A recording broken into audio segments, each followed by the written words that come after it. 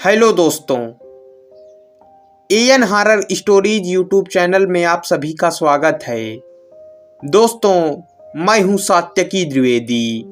तो दोस्तों सुनिए आज की भूतिया कहानी। मेरा नाम नवल तिवारी है। मेरे साथ ये घटना 2017 में हुई थी। सन 2017 में मैं अपने गांव से 10 किलोमीटर दूर एक कस्बे में नौकरी करने जाता था। उस कस्बे से मैं नौकरी करके रात 10 बजे लौटता था। एक दिन जब मैं कस्बे से 1 किलोमीटर आगे निकला तो सड़क पर मुझे एक लड़का लिफ्ट मांगता हुआ दिखाई दिया। वो लड़का करीब 24-25 साल का था। उस लड़के को मैंने अपने बाइक में बिठा लिया। फिर वो लड़का अपने गांव के किनारे उतर गया और मैं अपने घर चला आया। फिर अगले दिन जब मैं रात को नौकरी करके कस्बे से बाहर निकला तो मुझे फिर से वो लड़का लिफ्ट मांगता दिखाई दिया।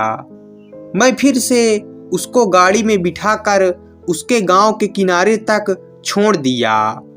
फिर रोजाना वो लड़का मेरे गाड़ी में बैठकर अपने गांव तक आने लगा।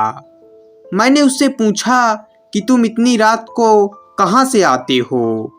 तो उसने कहा कि मैं अपने दोस्त के यहाँ से आता हूँ। मैंने कहा तुम डेली वहाँ क्या करने जाते हो? तो उसने कहा कि मैं अपने दोस्त के यहाँ मौज मस्ती करने जाता हूँ। फिर मैंने कहा कि तुम्हारे पापा का क्या नाम है? तो उसने कहा मेरे पापा का नाम रवि पांडे है और वो गांव के प्रधान हैं।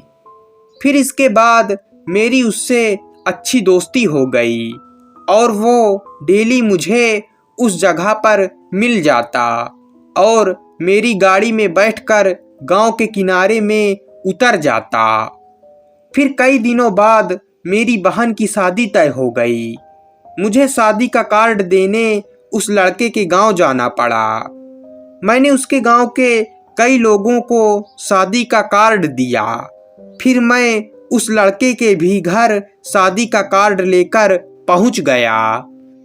मैं उसके घर पहुंचा तो उसके पिताजी दरवाजे पर बैठे थे। फिर मैंने उनको शादी का कार्ड दिया और उनके लड़के के बारे में पूछने लगा। फिर उसके पिताजी ने मुझे जो जवाब दिया उसे सुनकर मेरी जान निकल गई। मेरी जबान हलक पर अटक गई। उन्होंने कहा कि मेरे लड़के की 2 महीने पहले मौत हो चुकी है। एक दिन वो रात को अपने दोस्त के यहाँ से आ रहा था, तभी कार एक्सीडेंट में उसकी मौत हो गई। तब से रात को वो उसी जगह पर खड़ा होकर लिफ्ट मांगता है और गांव के बाहर तक आता है। ये बताने के बाद वो रोने लगे। फिर मैं अपने घर चला आया और रात को उस रास्ते के बजाय दूसरे रास्ते से जाने लगा। आज भी वो बात याद करके मैं सदमे में आ जाता हूँ। तो दोस्तों ये कहानी यहीं पर ख़त्म होती है।